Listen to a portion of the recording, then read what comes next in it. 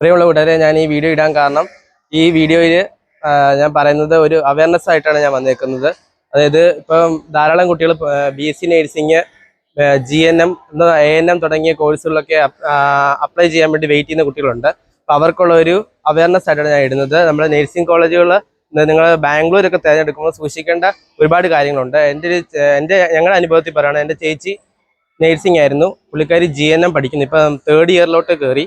പുള്ളിക്കാരുടെ nursing കോളേജിൽ പുള്ളിക്കാരിക്ക് ധാരാളം, അതായത് ഞങ്ങൾക്ക് ഒരു ഏജന്റ് വഴിയാണ് ഈ നേഴ്സിംഗ് കോളേജിനെ പറ്റി അറിഞ്ഞത്. ആ ഏജന്റ് വഴി ഞങ്ങൾ അറിഞ്ഞപ്പം അവർ പറഞ്ഞ നല്ല കോളേജാണ്, നല്ല ഫെസിലിറ്റീസ് ഉണ്ട്, അടുത്ത് തന്നെ നമുക്ക് ഹോസ്റ്റൽ ഫെസിലിറ്റീസ് എല്ലാം നല്ലപോലെ ഉണ്ടെന്നൊക്കെ പറഞ്ഞാണ് ഞങ്ങളെ കൊണ്ടുവന്നത്. പിന്നെ അവർക്ക് അടുത്ത് തന്നെ അവർക്ക് പോസ്റ്റിങ്ങിനൊക്കെയുള്ള സൗകര്യങ്ങൾ, ഫെസിലിറ്റീസ്, ലാബൊക്കെ ഉണ്ടെന്നൊക്കെ പറഞ്ഞിട്ടാണ് ഞങ്ങളെ കൊണ്ടുവന്നത്. പക്ഷെ ഞങ്ങൾ അവിടെ ഞങ്ങൾക്ക് ചെല്ലാൻ പറ്റിയില്ല. ഞങ്ങൾക്ക് അന്ന് പോകാൻ പറ്റാത്തൊരു സാഹചര്യമായിരുന്നു, കോളേജ് ഞങ്ങൾക്ക് പോയി കാണാൻ പറ്റാത്തൊരു സാഹചര്യമായിരുന്നു.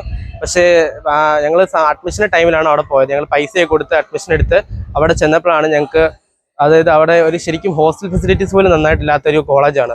ആ ഹോസ്റ്റൽ ഫെസിലിറ്റീസ് മാത്രമല്ല, നമുക്ക് അടുത്തായിട്ട് അവർക്ക് ഒരു നല്ല ആശുപത്രി പോലും അവർക്കില്ല. അത്ര ബുദ്ധിമുട്ടാണ്. പുള്ളിക്കാരി പോസ്റ്റിങ്ങിന് പോകുന്നത് അവിടുന്ന് 20 കിലോമീറ്റർ അപ്പുറമുള്ള കെങ്കരി എന്ന് പറയുന്ന സ്ഥലത്ത്, ബാംഗ്ലൂരിലാണ് പുള്ളിക്കാരുടെ കോളേജ്, മടിവാളയിൽ.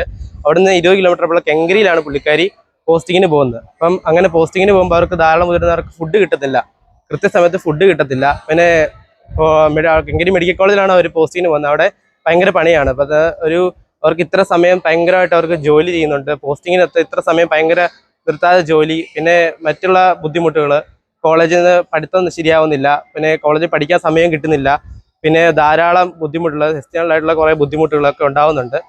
ഞങ്ങൾക്ക് നേരത്തെ അതിനെപ്പറ്റി നേഴ്സിംഗ് ഫീൽഡിനെ പറ്റി ബാംഗ്ലൂരിൽ ഞങ്ങൾക്ക് അതിനെപ്പറ്റി വലിയ അറിവില്ലായിരുന്നു. ഞങ്ങൾക്ക് അന്ന് കോളേജിൽ പോയി കാണാൻ പറ്റുന്ന സാഹചര്യം ഇല്ലായിരുന്നു. കാണാൻ പറ്റിയ സാഹചര്യം ഞങ്ങൾക്ക് കോളേജ് റിവ്യൂ ഒക്കെ നോക്കിയപ്പോൾ അവരിട്ടത് നല്ല റിവ്യൂസ് ആണ്, നല്ല കോളേജാണ്, നല്ല ഹോസ്റ്റൽ ഫെസിലിറ്റീസ് ഉണ്ട്, നല്ല ഫുഡാണെന്നൊക്കെ പറഞ്ഞ് ആണ് റിവ്യൂ ഇട്ടത്. പക്ഷേ ഞങ്ങളവിടെ ചെന്നപ്പോഴാണ് ഇപ്പോൾ മനസ്സിലാകുന്നത്, പുള്ളിക്കാരിക്ക് ഇപ്പോൾ ഹോസ്റ്റലിൽ കിട്ടുന്ന ഫുഡൊന്നും അത്ര നല്ല ഫുഡ് എന്ന് പറഞ്ഞാൽ അവർക്ക് ചില സമയത്തൊക്കെ അവർക്കവിടെ ഇറച്ചിക്കകത്തുനിന്നൊക്കെ, മീറ്റിനകത്തുനിന്നൊക്കെ പുഴുവിനെ കിട്ടിയിട്ടുണ്ട്. അപ്പം അങ്ങനത്തെ സാഹചര്യം വരെ വന്നിട്ടുണ്ട്. അപ്പോൾ അവർ ഇപ്പോൾ ഹോസ്റ്റലുകാർക്ക് പരാതി കൊടുത്തിട്ടുണ്ട്. പക്ഷേ എത്ര പരാതി കൊടുത്തിട്ടും അവിടുത്തെ വാർഡനോട് പറഞ്ഞിട്ട് പോലും ഒരു രക്ഷയില്ലാത്ത അവസ്ഥ. മെസ് ഫീസ് നല്ലൊരു ഫീസ് അവർ മെസ്സിന് ഞങ്ങൾ മേടിച്ചിട്ടുണ്ട്.